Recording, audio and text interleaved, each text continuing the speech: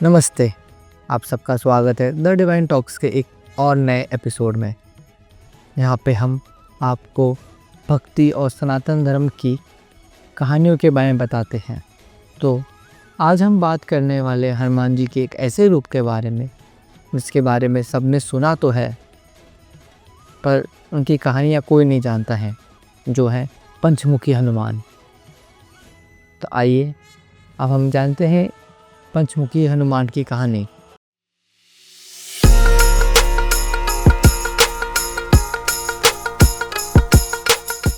रामायण के लंका कांड में जब राम और रावण का युद्ध हो रहा था, तब रावण ने अपने छोटे भाई अहिरावण से मदद मांगी, जो पाताल लोक का राजा था।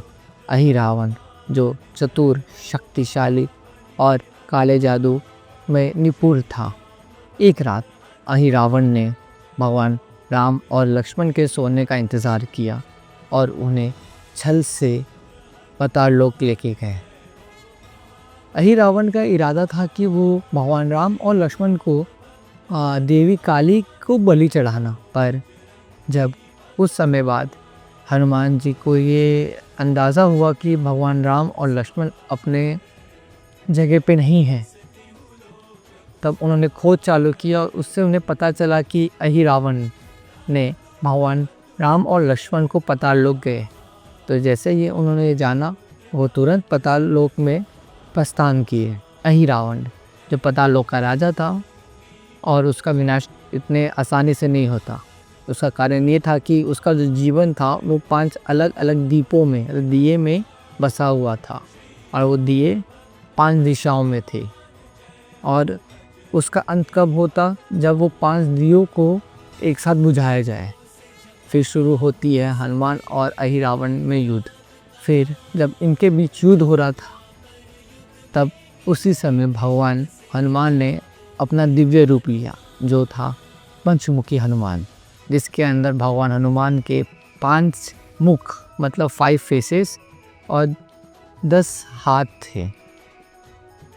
तो इसके वजह से भगवान हनुमान ने अपने पंचमुखी रूप के द्वारा उन 5 दीपों को बुझाया और अहिरावण का वध किया। जैसे ही अहिरावण का वध हुआ, भगवान हनुमान ने भगवान राम को और लक्ष्मण को वापस ले आए।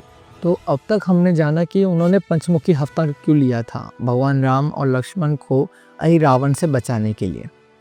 पर जो पंचमुख जो उनका 5 फेसेस हैं, वो बस एक फेसेस नहीं हैं। उन 5 फेसेस का अलग अलग कहानियाँ भी हैं, अलग अलग ज्ञान है, अलग अलग शक्ति है। तो अब हम उनके जो 5 फेसेस हैं वो कौन से हैं और वो कौन से दिशाओं में थे। हमने तो ये जाना कि उनके 5 फेसेस थे, पर कौन से थे और कौन से दिशाओं में थे और वो दिशाओं का अर्थ क्या है, अब हम वो जानेंगे। तो पहला मुख आता है हनुमान जी का, जो पूर्व में है, और ऐसा माना जाता है कि जो ये मुख है वो साहस, शक्ति का एक प्रतीक है, और इस दिशा में हम लोग कुछ भी नए चीज़ का आरंभ कर सकते हैं। दक्षिण में जो भगवान नरसिम्हा का मुख था, तो उन्हें बुराइयों का विनाश, भक्तों की रक्षा का एक प्रतीक माना जाता था। तो इस दिशा में हम कुछ भी करते हैं या इस दिशा को हम माना जाता है कि ये नरसिम्हा का दिशा है, तो इस दिशा में ना हमारे साथ कुछ नहीं होगा, ना कोई बुराई होगी, ना हमारा कोई विनाश कर सकता है, क्योंकि नरसिम्हा भगवान हमारी रक्षा करते हैं। अब आता है पश्चिम दिशा, जिसमें भगवान गरुड़ का मुख था, जो हमें विष, काला जादू और तंत्रा से बचाते हैं। उत्तर में भगवान वराह का मुख था, जिसे हम ज्ञान और सत्य का प्रतीक मानते हैं। भगवान वराह जो पृथ्वी माँ को अंधकार से निकाल कर लाए थे और अधर्म का विनाश किए थे। और आखिर में ऊपर मतलब सर पे ऊपर उनका हैग्रीव का मुख था, जो विद्या, बुद्धि और आत्मज्ञान का प्रतीक है। ये 5 रूप मिलके शक्तिशाली कवच बनते हैं। पंचमुखी हनुमान की पूजा ज़्यादातर दक्षिण दिशा में होती है। वहाँ पे सबसे प्राचीन मंदिर जो है रामेश्वरम, उससे नज़दीक ही उनका एक मंदिर है, ऐसा माना जाता है कि पंचमुखी हनुमान का पहला रूप वहाँ ही आया था।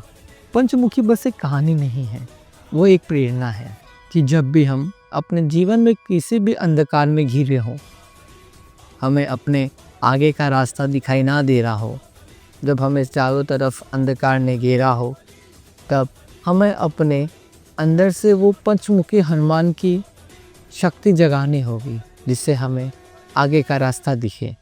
तो दोस्तों, आपको ये वीडियो अच्छा लगा तो चैनल को शेयर करना, कमेंट करना और लाइक करना मत भूलिएगा।